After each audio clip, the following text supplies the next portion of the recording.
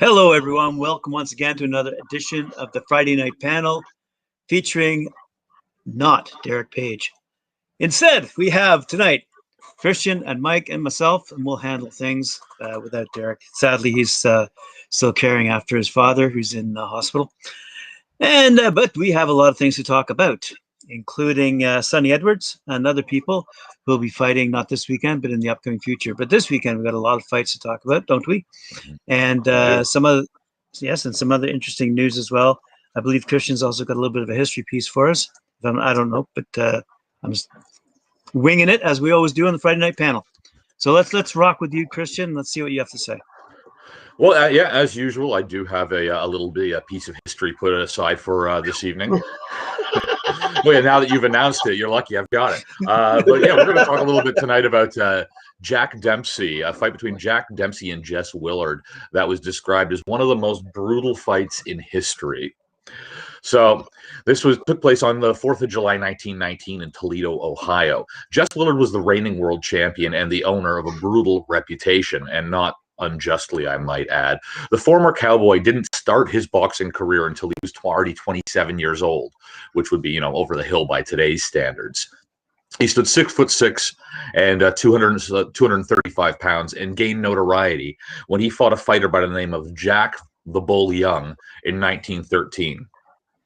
During this fight, Willard punched Young so hard in the head that a piece of his broken jaw was driven into his skull, and he died in the 9th round. Willard was charged with second-degree murder, actually, as a result of it. Fought the charges in court and won. So charges, he beat a murder rap for killing a man in the ring there. 2 years later, he became the world heavyweight champion after he fought the popular Jack Johnson in 1915. Now, that fight was in Havana, Cuba, and lasted 26 rounds. So, with his solid reputation intact, Willard agreed to fight an upcoming young boxer by the name of Jack Dempsey.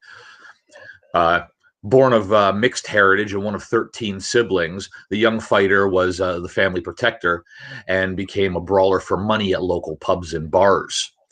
Dempsey's career was about to go into the next level when the 6'1", 187-pound Dempsey, so remember he's a little bit smaller here, stepped into the ring to fight Willard in Toledo, 4th of July, 1919.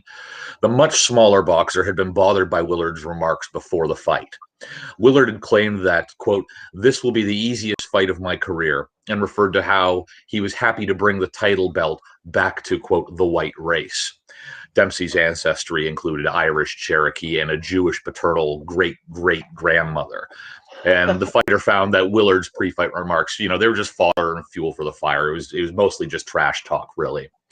What the crowd didn't know, though, coming into this fight was that they were about to witness one of the worst beatings any fighter would ever take in the history of the sport, at least to date. As the first round started, it was apparent that the smaller Dempsey had come to play. He was not messing around here, and he relentlessly attacked the much larger champion. Just 30 seconds into the first round, Dempsey landed a huge left, which broke Willard's jaw in over a dozen places. Oh, wow. 30 seconds into the first round. So obviously that took him to the mat. Willard rose and was knocked down again 7 more times in the first round alone, and suffered tremendous damage at the hands of the challenger. Now, a severely broken jaw was just one of the wounds that Willard suffered during this fight.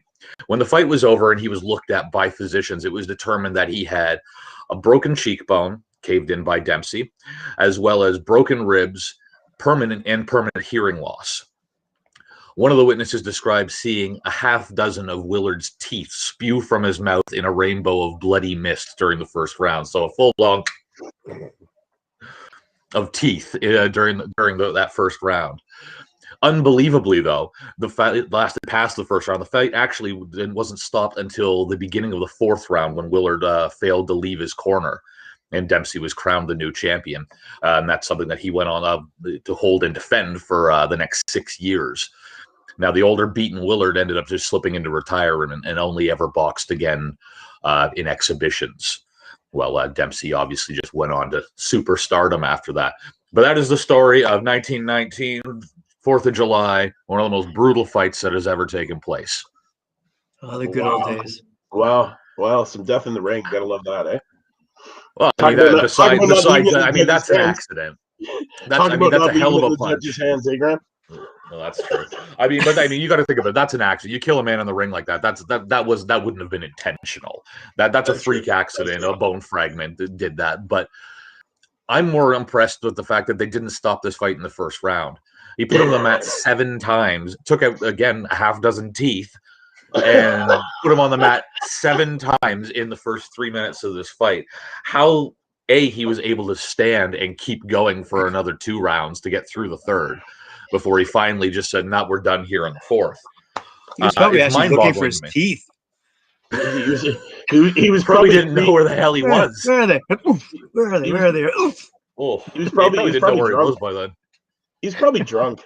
It was 1919. Hard to say. There were some rumors afterwards. Now these were unsubstantiated, but 1990. It's like, guys, go back to your quarters, take 2 shots of whiskey, and come back out fighting hard. Go. Well, I wouldn't say that, but they were still giving you cocaine for a toothache. So exactly. Come on, man. It may not have been whiskey, but yeah, you never know. They weren't back then. Like Olympic cyclists were folding up and chewing cocoa leaves for the stimulant while they were going. So yeah, there was a history of doping back then for sure. Oh my God. Like I said, the good old days. Yeah, the good old days, right? Wow.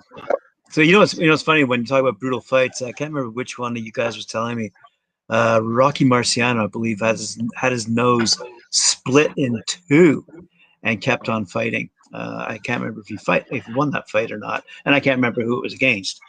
But you want to talk about brutal fights? The days gone by, like, whew, there must have been some really brutal fights back then. Well, there was some controversy at the end of this Dempsey and Willard fight where, and again, none of this was ever proven, but the Willard corner was claiming that Dempsey was using loaded gloves.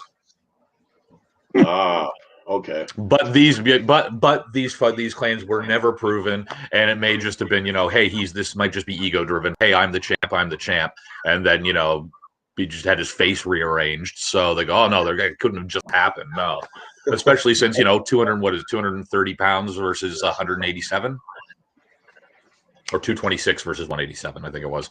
But speaking of getting his face arranged, Mike sent me a clip the other day of a fight that we missed last week of an absolute classic knockout. I mean, we caught most of them last week. Because just the other day I was talking about those classic photos from the 70s where a guy would get punched in the face and the sweat would come flying off the guy. Anyway, that was exactly what happened in this particular fight. It was an absolute picture that beautiful... only teeth.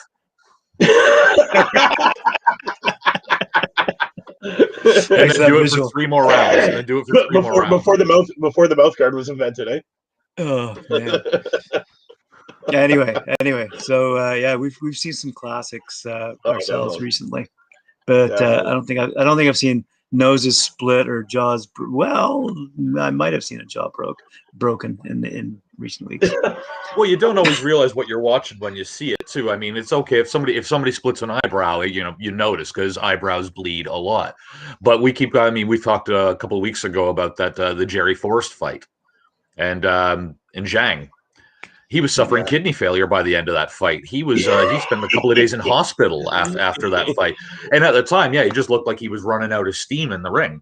But he was in big trouble. Like he does not remember. He was dying on the inside, man. He was dying on the inside. Yeah, he was literally dying on the inside. And his trainers and he have said afterwards, he doesn't remember leaving the ring. He doesn't remember the walk back to the dressing room. He was there, he was in the ring, and then he wasn't. Like that's. Well, listen, he remembers. He's just trying not to because it was such a poor. Well, it's hard to say. Like you saw it when you watched it. He was in rough shape. Yeah, no, he was in rough shape by the end of that. And talking as much as I'm ragging on him, man, no, he was in bad shape, man. You could see that for sure. He was in pain. But we were doing just what you're doing now during that, going, oh, look at him, he's run out of steam. He shouldn't be. No, but you don't always realize what you're watching as it's happening, right? It's sad. He was going into kidney failure, man. Wow. Now, speaking of recent boxing fights and really good body shots and potential kidney failure, look at Bermudez last night after she got pummeled by Amanda's. Hey, because I thought she was injured. And she was down on her knee. and stayed down. And I have to. I haven't looked on the internet today whether she was actually injured or not. But when I watched that fight last night, I thought she was. I'll tell you, after some body shots like that, man, I'll tell you, it takes a minute for it to hit you sometimes. So, like you'll be engaging, and then all of a sudden you'll step back out of the engagement, and then you'll try to, take that step, and then all of a sudden you're like, oh man, oh shit, I'm gonna have to sit down here for a second because I'm hurt. Yeah, man, it's a delayed reaction, but you see it in most fights, man, with the body shots. It's that one nice clean shot, ruptures that inside, man, makes all that stuff jiggle around in there, and you're like, ooh, no, not good. Not good. And then you got to take that knee, man, or you just drop, right? It's a delayed reaction. It's weird how it happens, but sometimes it's very delayed. And that's what you could notice with Bermudez last night, right? She took those relentless hooks to the body like Amanda Serrano is capable of doing, and we all know she does very, very well. And bang, she brought it to her, and in a great fashion, and look what happens. She ends up dropping her and winning. So those body shots, man, I love those body shots. Body shots are so important to your game in boxing, man. It helps. It helps wear them down. You beat that body up, man. The guy can't breathe. All of a sudden, he starts dropping his hands, leaves that head open, and then that's when come those nasty knockout shots, man. The body is so imperative in the boxing game. You have to always go to the body, man. So many times, and so many of these champions, they show you how they do it, man, and they end up winning, and it's because they got that in their game plan. Such a great tool. Body shots, love them. I got some great news, breaking news. Oh, what do you guys got? ready for this? What do you got? We're ready. Our man Oscar De La Hoya made a surprise announcement in the dramatic fashion in revealing that he'll be coming back out of retirement on July the 3rd. 48-year-old De La Hoya made his hold on. When you say coming out of retirement, are we talking another pillow fight? Yeah. Are we talking hard sparring here? Or are we talking an actual fight? What are we working with here, Mike? He made his comeback announcement during the Jake Paul and Ben Askren press conference. And then he walked out immediately after dropping the microphone on the floor with that earth-shattering announcement that he made.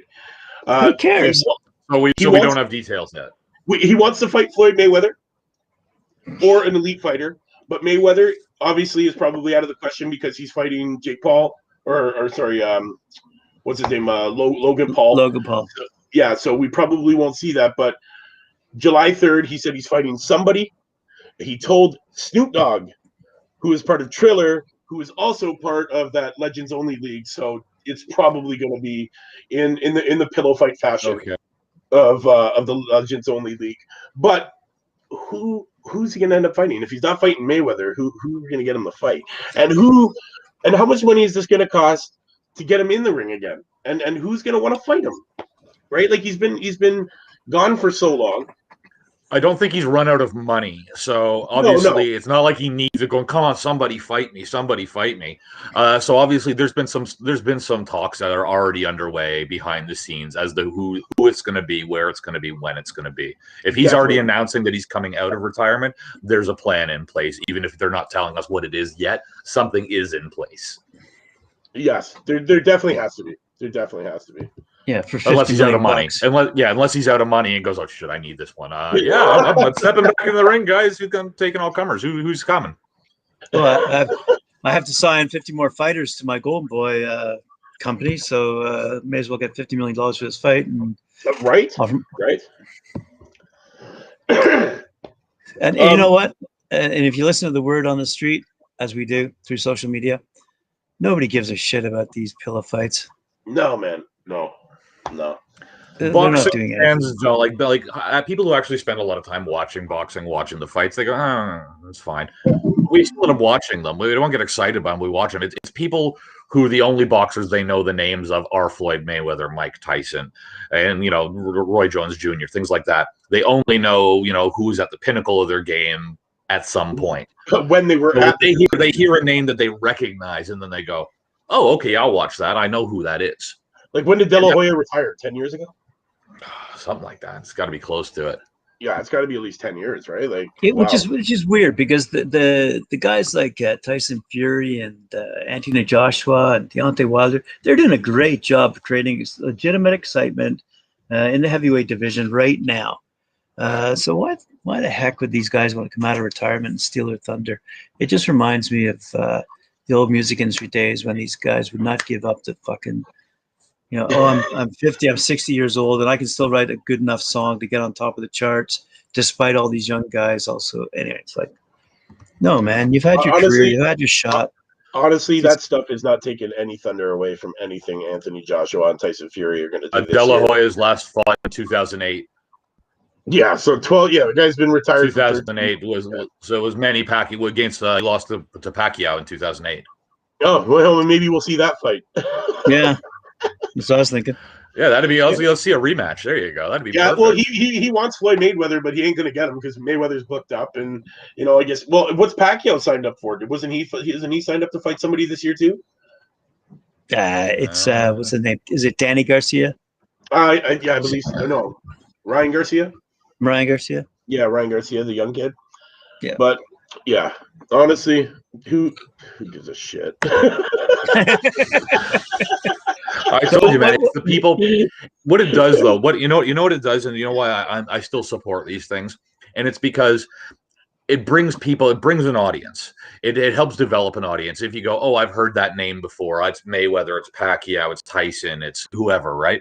And it brings an audience in, and that might bring someone who sees a bit of the undercard, sees a name that they don't know before. That brings someone, they actually get them watching a few fights. Then the next time they're sitting in front of the TV, they throw on DAZN or something like that, and they go, oh, I wonder who's fighting tonight, as opposed to what else is on, and just doom scrolling on your phone or channel surfing kind of thing. So it does help bring an audience, something that has been a failing audience or a declining audience over the years that's been moving over to UFC. It's starting to bring these people back to the ring. Yeah, definitely. So I support it. I think it's. I don't think it's a bad thing. As much They're as inconsequential fights, but they do something for us. As much as I say, who cares? I know I'm going to watch it just like everybody else, just like you, just like everybody out there watching. Everybody's going to watch it, man. Because you know what? Who doesn't want to see De La Hoya get in the ring again and see if he still has it, right? That's what everybody wants to see. You know what? It's been 12 years. That's what you want to see. You want to see, is he going to get out there, throw a punch, trip over his own shoes, and hit and fall on his face? Or no, I want to see if he's got like a Komen dash over and a beer gut, and is he going to get in there?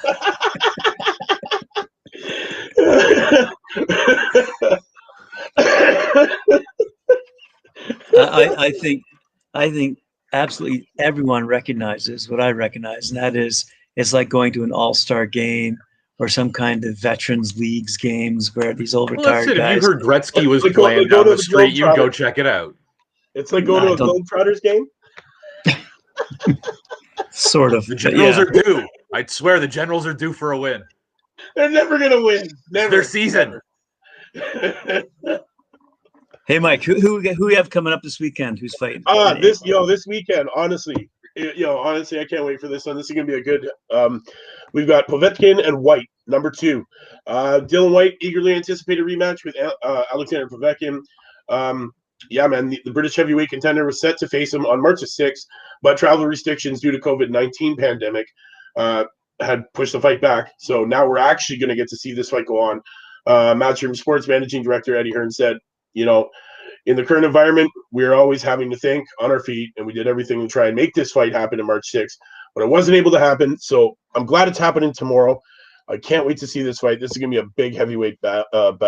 These guys are going to bash the shit out of each other, man. This is going to be a nice slugfest, just like we like. And definitely tune in. There's some great undercard stuff there. There's a lot of undefeated guys there. Hold on. Don't move off that one yet. We're still on that one. We're still on. I know. You're moving right to the undercard. Yeah, we'll talk about the card. We'll talk about the card. Let's talk about that fight for a second there, because I've been watching the polls on this one here, and everyone's scoring this one 50-50. It's definitely Vegas is not leaning heavy one way or the other on this particular card. But the big thing is if Povetkin wins this fight, then at that point it's White's career is basically done, because White's already said in the next 12 months, or he said in 2022, he wants both Joshua and Tyson Fury, and nobody's going to look at this guy. Nobody's going to go anywhere near this guy if he loses this fight. No, exactly. This is kind of his chance. Like if his career, like, I mean, he's 33, so he's not. Is he done? No, but he is getting up there to start making title runs. And if he loses this one, it's going to take him 2 to 3 years to rebuild his career to the point that he's going to get another shot at a title. So this is a big, big fight for him. Well, definitely. I think if White wins, he'll have to go through Deontay Wilder. Oh, Deontay Wilder, he's already he's had his run at Fury. So, I'm just saying who he said he wants, not who he's going to get. He wants Joshua. Right. He wants Fury. That's not necessarily who he's going to get. Again, he's going to get exactly none of the fights that he wants if he doesn't go through Povetkin. Exactly. Honestly, so it's going to be a good fight. It's a big fight, man. It's a. There's a lot on the line. Yeah, there's a lot on the line for that. Definitely a lot on the line, man. Definitely a lot on the line. You know, I can't wait to see it. I think it's going to be great, man. The body snatcher, 27-2, 18 knockouts. You know, and then you got Povetkin, who's 36-2, and one with 25 knockouts. And you know, these guys are both heavyweights that really can throw, man. It's so 50-50 this fight either way. I don't even know who to pick in this bout, because honestly I like both of the guys who are fighting, and I'd like to see them both win, but it's going to be a slugfest. It's definitely going to be one to watch for sure. White's got the height and the reach. Exactly, right. And age on it, like he's so what is he? He's 9 years younger and has height and reach. Yeah. So it's big. And then, you know, the undercard of that fight is pretty big too. There's a lot of absolutely. There's a lot of names on that. You know, a lot of guys who are undefeated, carrying undefeated records. You know, and it's going to. Well, you've got a co-main event with Ted Cheeseman and James Metcalf on that card. Yes, the Metcalf fight is going to be very, very, very exciting as well. I honestly like Metcalf. I think he might come out with the victory on this one. I'm not. Well, most of the polls are scoring at about 70-30 in favor of Metcalf over Cheeseman for this one. Yeah, definitely. So you know, but most people are also thinking it's going to go to decision, though. They're not super excited to see a knockout on this one. They figure it'll go to decision. They're not finishers. They're not finishers, man. They're not. It's going to be. We'll see, man. I don't want it to be left in the judges' hands, but what can we do, right? Whatever happens. It's a good fight for this weekend.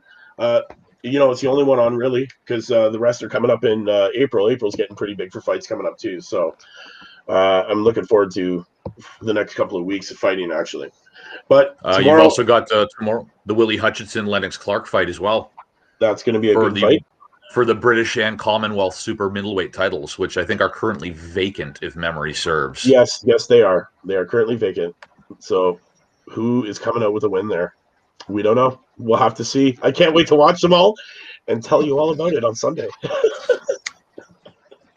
Hopefully there's lots of knockouts, man. That's what I want to see.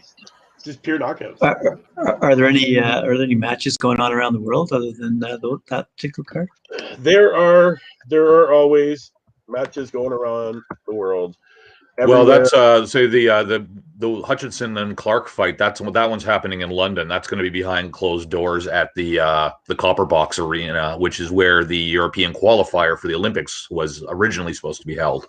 Right. That's happening there, whereas the other one is happening in where's that? That's happening in Gibraltar. Matchroom. Eddie Hearn's Matchroom is the Povetkin fight. That's all happening in Gibraltar. That's pretty cool. All happening in Gibraltar. But honestly, there are cards all over the world tonight. There's, you know, Nicaragua. We got Cooper Box Arena tomorrow. You know, we got New Zealand going on. There's fights in New Zealand. We got fights in Mexico. There's always fights going on around the world, man. And it's just tonight. I think we've got Brad Foster and Alvaro Rodriguez as well for Super Bantam, and Dennis McCann versus Louis Moreno as well. And that's happening in the UK. That they're fighting in the UK tonight, I think. Yes, they are. That it'll be. I don't know if we can even get it on television. We'll have to see. I'll try and stream it somewhere, definitely. But this weekend. It's after midnight. That fight's will probably be just wrapping up the whole thing. Yeah, so we'll be able to find the. I'm just gonna Porky Pig my way through that sentence. You should be able to find either the highlights or the full fight on YouTube. Yeah, and then the today next we couple also hours. got we got the Danny Ball and Sam Gilly for the WBC silver welter title is going on. There's also the Zach Parker and Vaughn Alexander for the vacant WBO international super middle. Then you got Brad Foster and Alvaro Rodriguez fighting for the vacant international the IBF international super bantam title as well. That's all on the same card. That's out of Hackney Wick, London, United Kingdom. We've got we got Media Pro Studios, Florida. We got Melvin Lopez heading up the card against Samuel Gutierrez. We got another one in Rock Hill, South Carolina. We got Francisco Javier Martinez versus Jesse Bazzi. There's tons, man. And then Saturday, it's just a whole wreck of all over the world, man. Australia. Actually, on that Gibraltar card, one we missed there, Mikey, which is the WBO Global Welterweight title is up for grabs as well, and that's Chris Congo versus Michael Mckinson. Yeah, that's gonna be a good fight, man. That should be that should be a very. This whole Gibraltar card's actually going to be really. It's entertaining, man. Everybody on that card. Yeah, I'm kind of glad that this is the only one that's really out. That's easy. Yeah, and opinions are going for Mckinson over Congo on that one by about 66 to about 34% predictions. Once again, we're looking probably decision again. Yeah, it could go either way. I'm definitely geared up to watch that, man. I'm can't wait, man. I've already got it set. I've got it set. I've got all my things ready. I don't have to leave the house. I just gotta click, turn it on, and watch. I can't wait. I'm excited, man. It's gonna be an epic event. There's tons of shit going on around the world. To be honest, we're gonna try and watch as many as we can, man, because we have to report Sunday on our knockout of the week. So definitely we'll be doing our homework tonight and tomorrow. I can't imagine you're not going to have something to report on come the end of Saturday night. No, I already have there's no report out from yesterday, man. Yeah, I know. Report out from yesterday. So, but I'm not. I don't want to ruin it yet. I don't want to ruin it. I don't want to tell anybody what's happened, what I've seen so far, because I watched 2 cards last night. So we'll see what happens. It was really good fights, man. Really good fights. I'm excited. I'm excited, man, for this weekend. Can't wait. On that note, have we touched on everything? Do we know everything that's going on in the sports world today? Any other? We do. We know that we know what's happening on the Olympic front. We know what's happening on the female front because we talked about not what only happened last night, but what's upcoming. For example, our friend Jessica Camara's fighting not tomorrow, but in an upcoming week. So yeah, we got a lot of stuff upcoming. It's going to be exciting. Just remembered the Herring Frampton card that's on April the 3rd. Carl Frampton has said that he will retire if he loses that fight to Jamel Herring. I read that. He said, "I'm done if I lose this one." Yeah, I saw that and also the WBC upgraded Juan Estrada to franchise champ, and they have approved the Chocolito trilogy. So okay. So we'll see what's going on there. Also, Eddie Hearn has been quoted. Dylan White loss is unthinkable. So this is what I was talking about. This is the whole Eddie Hearn thing because Eddie Hearn actually represents both fighters in this fight. Oh yeah, man, that's the way to do it. He's got Povetkin and White in this fight. So I mean, if you read the interview, he can't tell you who's going to win. All he can say is it would be real bad for White to lose this one. And he actually goes into a bit greater detail as to why it would be so detrimental to his career, but furthering what I was saying earlier there. But he can't come out and he can't make a prediction. He can't say what's going to happen because he reps both fighters. I mean, he can't lose, technically. Yeah. Also, another one I've just heard, Naoya Inoue, the monster, 20-0 with 17 knockouts, will be defending against his IBF Bantam strap against little-known mandatory fight. It's coming up. I believe the date is set for June 19th, and he will be fighting Michael Demarans, who's 32-1 with 20 knockouts, and that's on June 19th on ESPN in Las Vegas, Nevada. Can't wait to see that one. Naoya Inoue is this force to be reckoned with right out of Japan. I profiled him on Knuckle Up before, man. I'm talking about you're talking about a guy that's tiny who can really knock people out. This is the guy to watch, man. The monster. His name definitely suits him. That's going to be an exciting fight for June 19th, man. This summer is really, really setting up to be, a really great year of boxing, man. And I'm looking so forward to all these crazy fights that are coming up. It's gonna be epic. Well, our history lesson earlier today taught us not to discount the little guy in a fight. So no, never discount the little guy, man. Never discount the little guy. Teach you a lesson in low center of gravity. Especially the little Japanese one named the Monster. All right, fellas, if that's everything, then getting ready for the scoop coming up in an hour. All right, good stuff. Yeah, all right, fight fans out there watching, thank you for tuning into the Friday Night Panel with Christian, Graham, and Mike. You know what to do, man. View it, like it, share it. Hit that jab or hook that jab or whatever you want to do. Jab the jab, jab the like, hook, subscribe. Jab the like, hook, subscribe. Knock out those comments for us, man. We love to answer them. Hey, Friday Night Panel. That's the worst combo you've ever thrown, Mike. Oh man, it was the worst. That was the worst combo you've ever thrown in my entire life. So sloppy. I've known you a long time. Hey, it's Friday night. It's Friday night. All right. We'll see you Sunday. Yeah, definitely, guys. And we'll see you, Christian, on Monday.